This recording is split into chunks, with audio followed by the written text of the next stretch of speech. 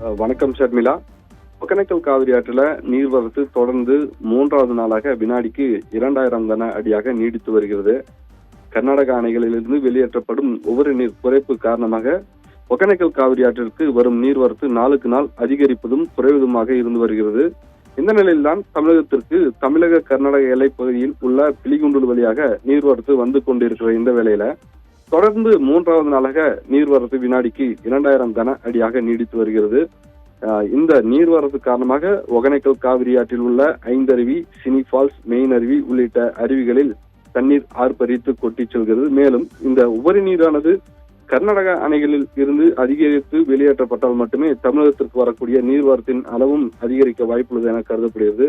குறிப்பாக சனி, ஞாயிறு அதே போல அரையாண்டு விடுமுறை நாட்கள் என்பதால் ஏராளமான சுற்றுலா பயணிகள் வருவார்கள் என எதிர்பார்க்கப்படுகிறது. அப்படி வரும் சுற்றுலா பயணிகள் காவிரி ஆற்றின் இயற்கை அழகை பரிசல் மூலம் சென்று ரசித்தும் அருவி மற்றும் ஆற்றுப்பகுதியில் குளித்து இங்கு வரும் சுற்றுலா பயணிகள் திரும்பி செல்கின்றனர். ஷர்மிளா.